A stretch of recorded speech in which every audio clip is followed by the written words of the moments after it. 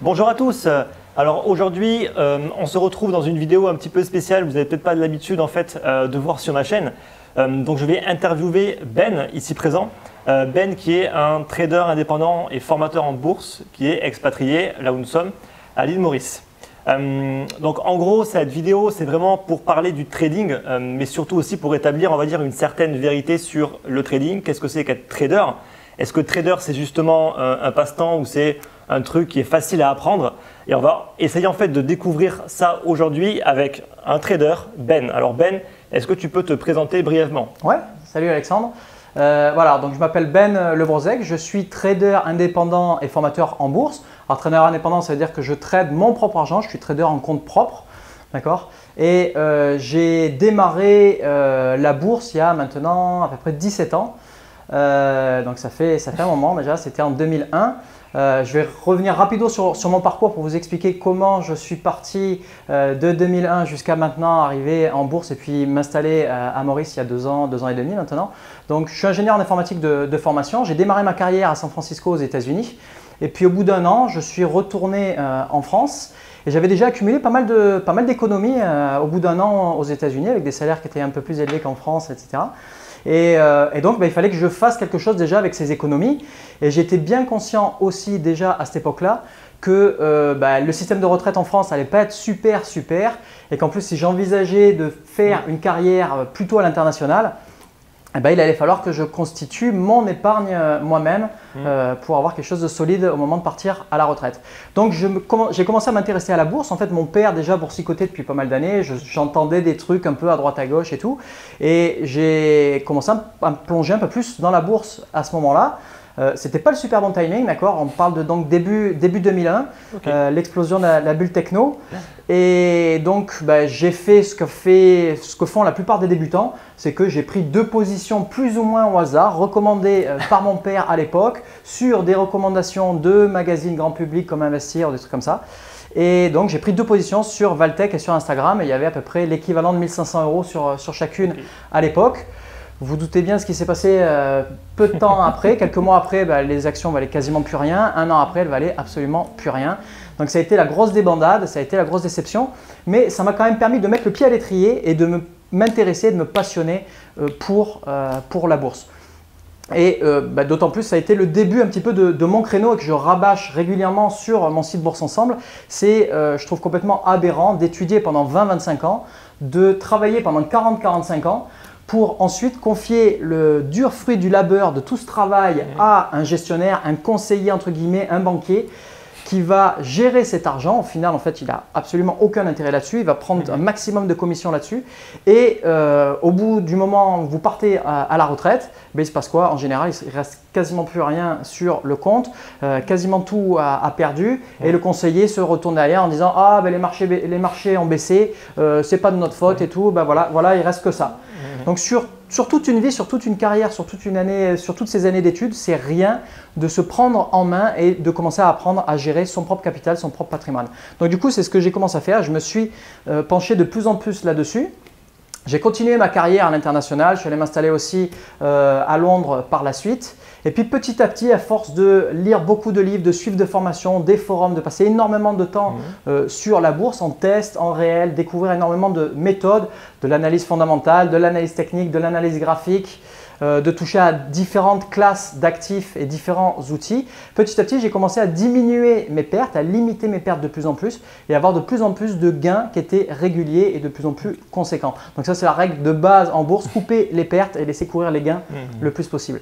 Et donc, ce qui s'est passé, c'est qu'aux alentours de 2012, j'ai commencé à me dire, voilà, je suis bénéficiaire maintenant, j'ai des gains réguliers, j'ai une méthode qui commence à être véritablement solide et pourquoi pas commencer à communiquer un petit peu ces connaissances, cette expertise et faire partager tout ça et sensibiliser les gens au risque du trading, mais aussi à les sensibiliser à prendre le contrôle de leur patrimoine et tout ça. Donc c'est à ce moment-là où j'ai démarré mon site, mon blog Bourse Ensemble.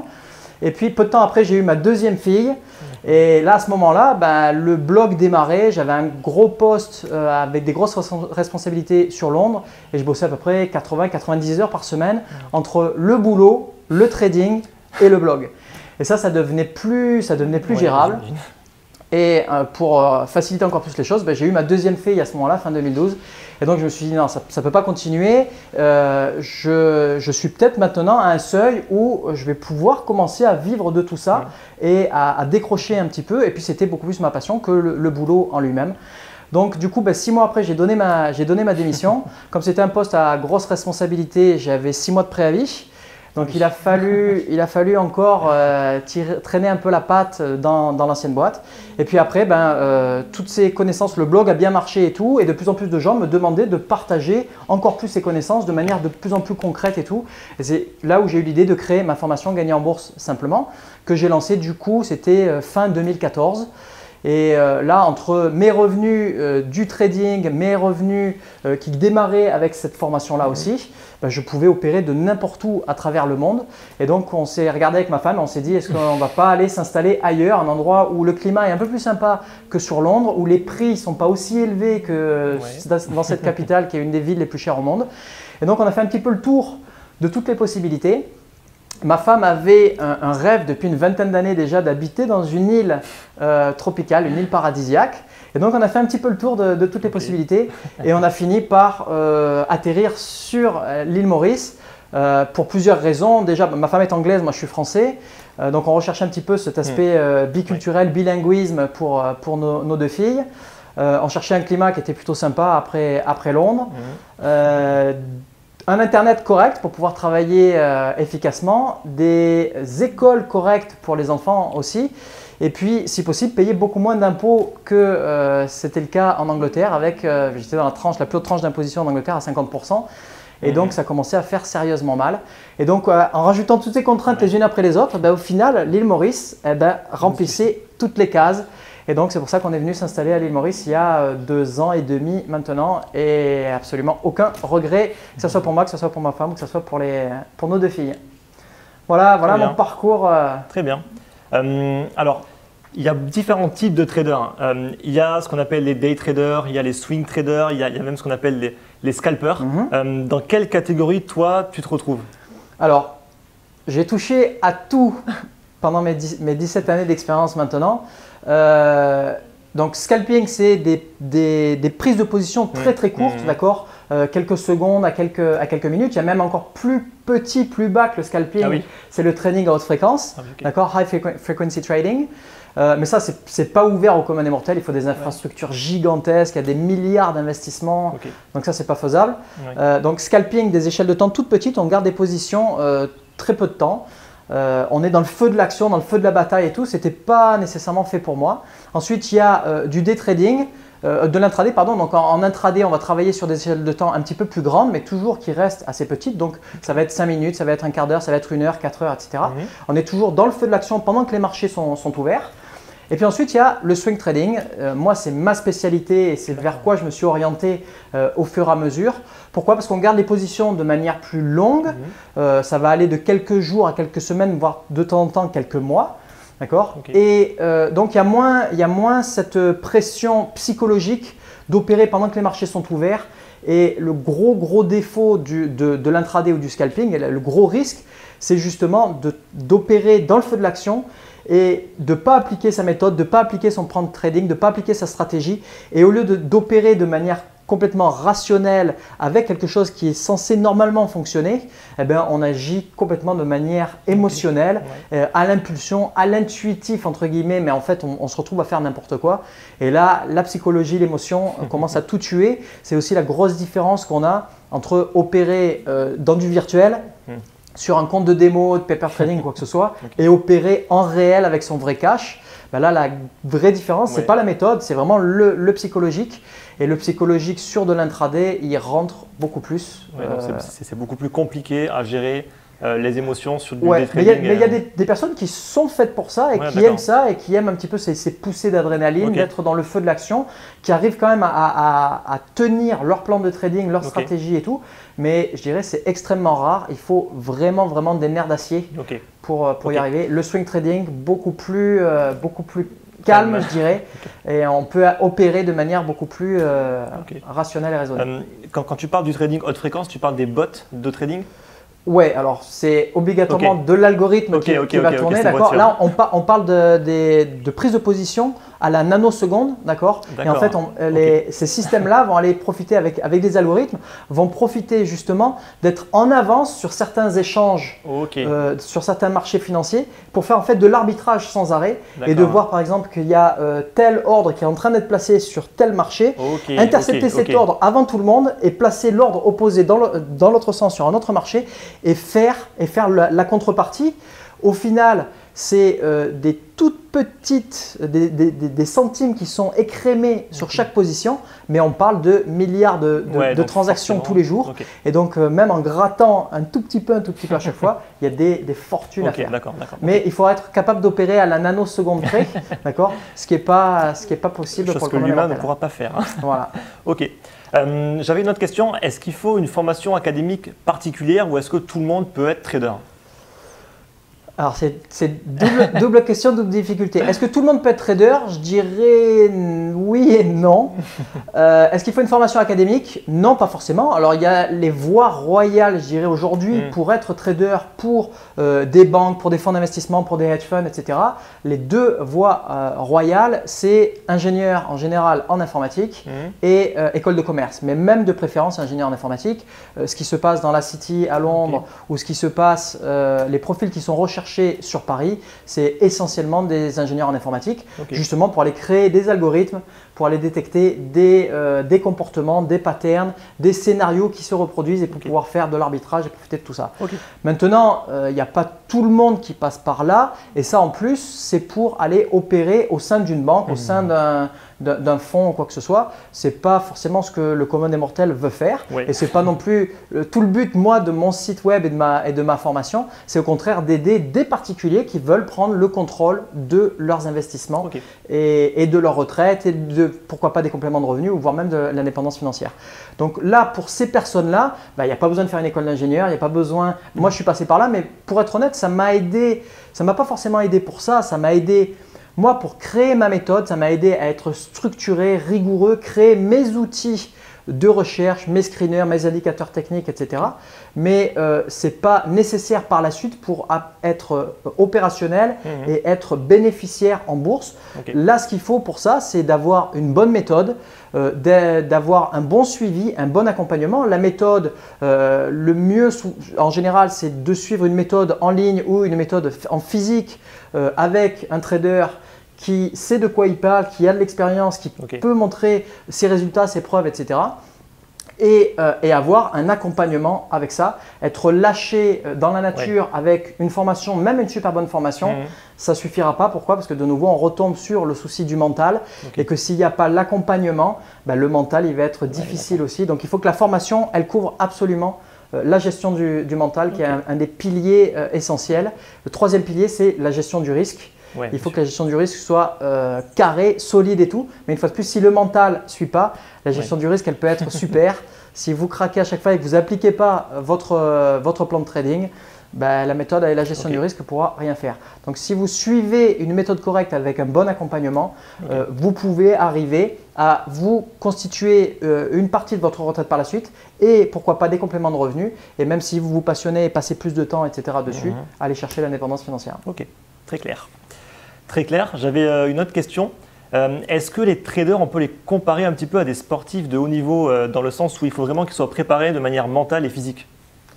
Alors, aspect physique, pas forcément, parce qu'on n'est pas en train de dépenser énormément d'énergie physique ou de faire des mouvements difficiles ou quoi que ce soit. Par contre, l'aspect mental, oui. Tout ce qu'on va retrouver des techniques de concentration, de relaxation, de détente pour gérer la colère, gérer la déception, la peur, etc. C'est tout des émotions qu'on retrouve à haut niveau aussi dans les sportifs professionnels et à haut niveau.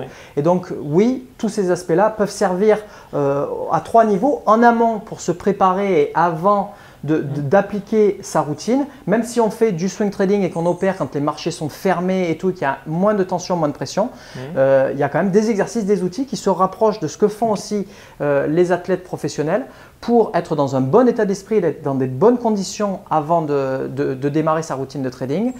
Pendant que vous passez vos actions, vous passez vos ordres et que vous ouvrez des positions, vous fermez des positions, où vous êtes en train d'analyser vos opérations, il y a des outils aussi pour, de nouveau, vous éviter de partir en colère, de partir sur de l'émotionnel, de l'intuitif ou quoi que ce soit. Okay.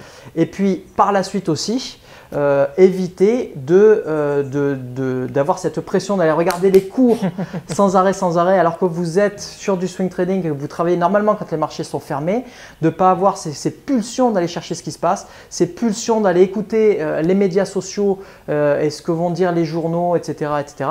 Donc tout là, de ce côté-là aussi, il y a plein de techniques pour se protéger contre ces aspects-là. Ok. Imaginons que moi je suis novice.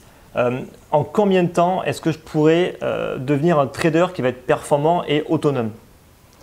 Ok, alors tout ça, ça va dépendre de la méthode, ça va dépendre aussi de vos capacités, ça va dépendre de votre temps disponible, ça va dépendre de votre profil d'investisseur aussi. Ouais, donc moi, je suis sur du swing trading en utilisant surtout de l'analyse technique et de l'analyse graphique, mais si vous utilisez une autre approche ou un autre type d'analyse ou d'autres classes d'actifs, ça va avoir un impact évidemment là-dessus.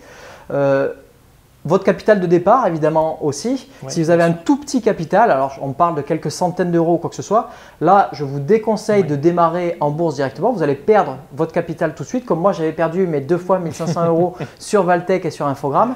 Dans ces cas-là, il vaut mieux que vous mettiez cet argent, vous continuiez à épargner de l'argent pour pouvoir vous former correctement et ensuite, vous passerez à l'action d'abord en environnement de test et puis par la suite en environnement réel quand vous êtes déjà bénéficiaire en environnement de test. Donc combien de temps tout ça, ça peut prendre?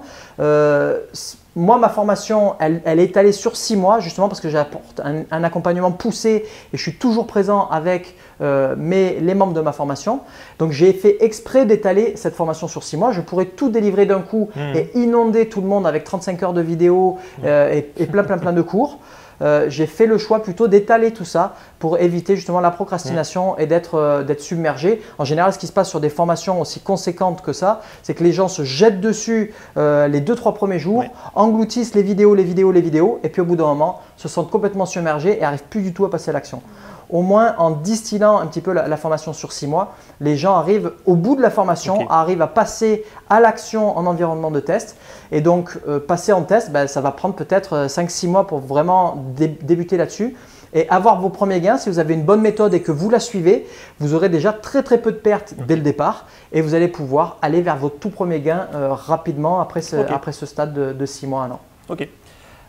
J'aimerais aussi beaucoup savoir si toi, personnellement, tu vas utiliser tout ce qui va être des recommandations d'achat, des signaux de trading, des analyses techniques que tu vas trouver sur Internet ou des choses comme ça. Alors, c'est ce que j'ai fait à mes tout débuts, d'accord. Je reviens de nouveau sur Infogrames et Valtech, elles m'ont vraiment marqué ces deux-là. Non, je déconseille absolument d'écouter les conseils de qui que ce soit, d'écouter les médias sociaux. C'est véritablement du bruit autour de vous. Il y a énormément d'exemples de traders célèbres comme Jesse Livermore, comme Nicolas Darvas par exemple, qui ont fait des tests justement entre le fait d'opérer proche des news, du cœur de l'action, etc., d'être proche des marchés financiers et au contraire se couper totalement à d'autres périodes et travailler la nuit quand tout était fermé, être loin de tout ça et tout. Les différences de performance qu'ils ont affichées, mais c'était énorme, quoi, énorme. Donc, se couper du bruit au maximum. Ce qu'il vous faut, c'est une bonne méthode, avoir confiance dans cette méthode, appliquer cette méthode et que vous sachiez pourquoi vous appliquez cette méthode, pourquoi vous prenez vos positions à l'achat, pourquoi vous sortez, quand est-ce que vous sortez, plutôt que d'écouter un conseil lu dans un magazine, promulgué par un conseiller qui va vous dire « Ah, la banque là nous a dit qu'il y avait une super action là qui va décoller et tout, vous pouvez tout mettre dessus et tout, c'est sûr, il n'y a aucun souci quoi. » Ça c'est la recette garantie pour tout perdre. Donc écoutez pas, ayez vos outils, ayez votre méthode et ayez confiance dans votre méthode, appliquez-la. Et ensuite, analysez vos opérations, analysez vos résultats pour corriger le tir, mais surtout, n'écoutez pas les conseils autour de vous. Les signaux de trading, c'est pareil. Hein. Vous allez avoir des signaux qui vous sont retournés sans arrêt. Vous n'avez aucune idée de comment ces signaux sont retournés. C'est une véritable boîte noire derrière. Vous ne connaissez pas. Ça se trouve, c'est un tirage au hasard, d'accord, tirage aléatoire d'opportunités qui vous sont retournées. Et derrière, bah, vous imaginez ce que peut faire votre performance et votre argent durement épargné. Exactement. Donc j'avais une autre question un petit peu plus en rapport avec les crypto-monnaies. Donc est-ce que selon toi, commencer à vouloir trader sur le marché en fait, des crypto-monnaies qui, je rappelle, est un marché qui est non régulé, est-ce que c'est la bonne solution? Pour démarrer, je dirais que non, d'accord. Les options binaires aussi sont très peu réglementées aussi. Et du coup, on voit le carnage. Le plus gros cimetière pour les débutants au niveau des investissements financiers, c'est les options binaires. Le forex, c'est pas loin derrière. Les crypto-monnaies, il y a eu beaucoup de volatilité. Donc, si vous voulez démarrer avec des investissements, il vaut peut-être mieux éviter des investissements ou des actifs qui sont extrêmement volatiles et démarrer peut-être plutôt avec des instruments qui sont moins volatiles. Les actions sont beaucoup moins volatiles. Alors, ça dépend toujours de la taille des actions, du marché, du secteur, etc. Mais il y a moyen d'avoir sur les actions, par exemple, des titres qui sont beaucoup moins volatiles et donc il y aura beaucoup moins de risques aussi. Mais après, sur les crypto-monnaies, si vous abordez les crypto-monnaies de la même manière que moi, j'aborde les actions avec du swing trading et sur des prises de position plus longues avec des méthodologies sérieuses et une bonne gestion du risque, il y a possibilité aussi de faire d'afficher des belles performances avec les crypto-monnaies. Mais on a moins d'historique quand même. Ouais, bien sûr. Donc c'est plus difficile d'arriver à backtester tout ça et d'arriver à avoir un historique plus important là-dessus. Donc toi, tu connais, je pense, très bien le marché boursier. Qu'est-ce que tu penses des crypto-monnaies, que ce soit d'un point de vue technologique ou même en fait d'un point de vue trading? Alors, dans les deux cas, au niveau technologique et au niveau trading, c'est sûr et certain, il y a un avenir gigantesque avec les crypto-monnaies. On est arrivé maintenant à un stade où même s'il y a encore quelques détracteurs des crypto-monnaies qui continuent à dire non, ça va disparaître, ça va se casser la figure, on ne verra plus jamais de crypto-monnaie ou quoi que ce soit. C'est juste, comme on dit en anglais, a fad, donc une petite tendance qui va disparaître. C'est sûr et certain, ça ne disparaîtra pas. On est déjà rentré trop profondément dans ce système. Il y a trop d'intérêts économiques autour et beaucoup trop d'avantages pour que ça finisse par disparaître. La position qu'il y a au niveau technologique avec les crypto-monnaies, c'est exactement ce qui s'est passé avec la bulle techno et la poussée technologique de 97, 98, 99, la bulle qui a éclaté début 2000, fin 2000 et début 2001. C'est exactement le même scénario qui se passe avec les crypto-monnaies. Ce qui s'est passé à ce moment-là, au moment de la bulle techno, il y avait un véritable besoin, il y avait des technologies qui étaient là pour révolutionner notre quotidien.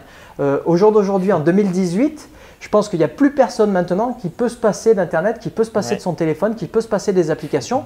Il y a presque 20 ans en arrière, personne n'aurait vraiment pu le deviner, mais on savait qu'il y avait déjà quand même une tendance de ce côté-là et que ça allait révolutionner quand même notre quotidien. Ce qui s'est passé malheureusement, c'est que c'est allé trop vite, trop fort. Et qu'il y a eu beaucoup de petits malins aussi qui ont essayé d'en profiter. Et il y a eu des survalorisations, des trucs qui ont été montés, il y a eu beaucoup de fumée aux yeux, de poudre aux yeux, etc.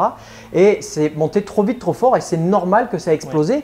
Mais ce qui s'est passé derrière, c'est que ça a mis 2-3 ans avant de repartir. Mais des gros succès comme Google, Facebook, Twitter et tout, ils se sont reconstruits sur les cendres un petit peu de l'explosion de la bulle techno parce qu'il y avait des besoins, il y avait des véritables technologies et tout.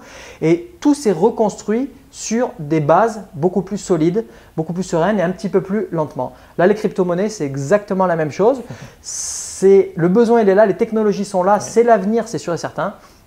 Par contre, c'est peut-être parti un petit peu trop fort aussi comme les nouvelles technologies. Il y a eu des corrections, il y a eu de la casse. C'est normal, c'est sain. On va repartir plus doucement sur des bases plus solides. Et où est-ce que ça va aller? Personne ne le sait. Mais on va être capable de construire énormément de choses sur les crypto-monnaies, sur les blockchains et ça. Ça, c'est sûr. C'est définitivement certain. Donc maintenant, j'aimerais plus que tu nous dises un petit peu ce que tu fais en fait de tes gains. Est-ce que tu les réinvestis? Tu les réinvestis dans quoi? Est-ce que tu as des sources de revenus passives? Est-ce que tu peux un petit peu nous dire ce que tu fais avec? D'accord. Alors au niveau bourse, j'ai continué et je continue maintenant à réinvestir tout en bourse. Pourquoi? Parce que au niveau les trois piliers pour devenir riche, la bourse, l'investissement et l'entrepreneuriat. Dans l'entrepreneuriat, je couvre aussi tout ce qui est business en ligne, dropshipping, etc. D'accord. Ces trois piliers de l'enrichissement, pour moi, le pilier qui est le plus liquide, c'est la bourse. On peut utiliser même de l'effet de levier si on veut. Je déconseille fortement pour les débutants, d'accord. Mais c'est un actif pour investir qui est extrêmement liquide. Il y a énormément de choix, de variétés. On va pouvoir se diversifier, etc. Et si vous avez besoin de récupérer votre capital assez rapidement, ça va être plus facile qu'avec l'entrepreneuriat ou qu'avec l'immobilier, même si vous n'allez pas toujours pouvoir forcément récupérer votre argent cash du jour au lendemain. Si vous êtes sur des positions qui sont un petit peu plus difficiles, des marchés un petit peu plus houleux ou quoi, ça va être plus délicat. Mais avec ma femme, on continue à beaucoup bouger. On ne sait pas trop où on va aller, combien de temps on va rester sur l'île Maurice ou quoi. Et donc moi, de permettre d'avoir ce capital qui est plutôt sur les marchés boursiers, ça me permet de garder cette flexibilité-là plutôt que d'avoir par exemple du capital dans des biens immobiliers ou plus sur l'entrepreneuriat. Au niveau entrepreneuriat, j'ai quand même lancé mon site, mes formations, etc. Et donc, j'ai 7 autres sources de revenus aussi. Et ces revenus-là, ou je les réinvestis dans la bourse ou alors j'essaie d'en réintroduire ou d'en garder une grosse partie aussi pour pouvoir développer ma formation, développer mon audience sur les médias sociaux, etc. pour de nouveau continuer à partager mes connaissances et à sensibiliser les gens sur les risques de la bourse et du trading, mais aussi les sensibiliser pour prendre le contrôle de leurs finances et de leurs investissements. Donc ça fait que tu as beaucoup plus en fait de liquidité qui va être disponible rapidement, alors qu'effectivement, si on achète un bien, on ne pourra pas le vendre comme ça, quoi. Ça veut dire qu'un bien immobilier, il va falloir… Ça va être des semaines, voire des mois pour pouvoir le vendre, alors qu'une action, limite, en un claquement de doigts, on peut la vendre. Exactement. Et puis en plus, au niveau immobilier, un des facteurs clés pour réussir dans l'immobilier, c'est de bien connaître son marché et d'être présent sur le marché. Après, si vous avez 10, 20, 30 ans d'expérience dans l'immobilier, vous allez pouvoir vous entourer d'experts qui vont pouvoir aller faire les premiers travaux de recherche, etc. pour vous et tout. Vous allez pouvoir leur faire confiance, vous reposer sur eux. Mais si vous démarrez dans l'immobilier, il va falloir que vous soyez plus ou moins sur place et que vous connaissiez le marché. Or, nous, c'est en contradiction avec ce qu'on fait depuis plusieurs années. Après, moi, les États-Unis, la France, l'Angleterre à 5 ans sur Londres, maintenant 2 ans et demi sur Maurice. On envisage aussi de continuer à voyager. On a un projet d'essayer de faire le tour du monde pendant 1 an. Alors le tour du monde, ça va être normalement 6 mois en Europe et 6 mois aux États-Unis. Si on a des biens immobiliers à gérer à droite à gauche, ça va pas être. Si c'est pas bien automatisé, bien géré tout seul, c'est sûr que c'est quasiment impossible. Donc il faudrait qu'on ait déjà plusieurs biens immobiliers, qu'on ait une équipe qui nous aide à gérer tout ça en place. Ce n'était pas nos priorités jusqu'à présent. Donc ça va clasher avec notre objectif de faire le tour du monde. Mais dans l'immobilier, j'ai fait plusieurs opérations dans l'immobilier. Ça n'a jamais été sur de la location ou sur de l'achat-revente sur des résidences secondaires. Ça a été sur des biens, sur ma résidence principale, sur la Côte d'Azur. Et à chaque fois, j'ai fait des belles culbutes en revendant notre résidence principale.